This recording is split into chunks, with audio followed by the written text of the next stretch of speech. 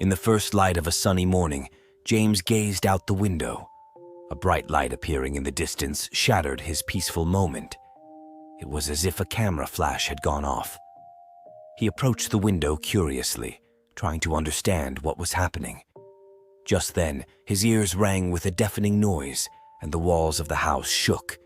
He recoiled in fear, his heart pounding as if it would burst from his chest. A few minutes later, chaos reigned inside the house. Everywhere was covered in dust, windows were shattered, and belongings were strewn on the floor. James couldn't comprehend what had happened. Panic-stricken, he looked around. He couldn't see his family. With fear gripping him, James began to frantically search the house. Where were his mother, father, and little sister? He had to find them. He ran towards the basement door and descended the stairs. The basement was dark and stuffy. James, with trembling hands, turned on the light. His family wasn't in the basement. James felt a wave of despair wash over him.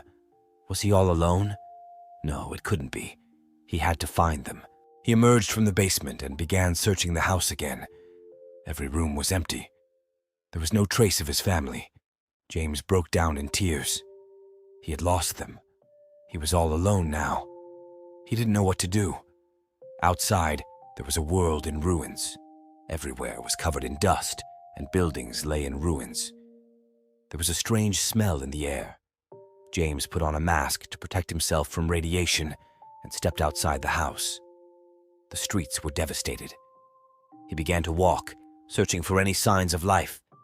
Hours later, exhausted, James collapsed in front of a building. Just as he was about to give up, he saw a woman trapped under the rubble. She was injured and needed help. James did everything he could to rescue the woman. He cleared the debris and pulled her out. She thanked James and told him that a nuclear attack had occurred. James was in shock. He couldn't comprehend what had happened. He didn't know what to do to survive. The woman told James that they needed to find a shelter together. They set out to find a safe place in the destroyed city. Along the way, they encountered many dangers. Radioactive leaks, collapsed buildings, and wild animals were everywhere. But they didn't give up. They didn't lose hope to survive. Finally, they found a safe shelter. There was food and water in the shelter. James and the woman waited for the radiation levels to decrease. Days turned into weeks, and weeks turned into months. James and the woman managed to survive together in the shelter. They supported each other and never lost hope. But one day, the food and water in the shelter began to run out. James and the woman had to go outside and search for food. Outside, a terrible sight awaited them. Everywhere was glowing due to radioactive leaks. There was toxic gas in the air.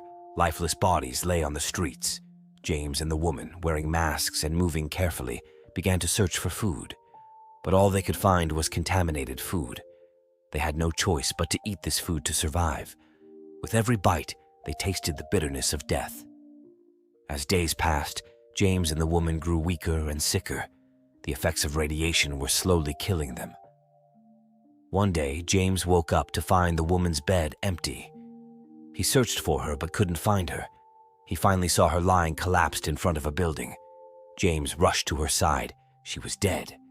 James collapsed beside her, his heart breaking. Tears streamed down his cheeks.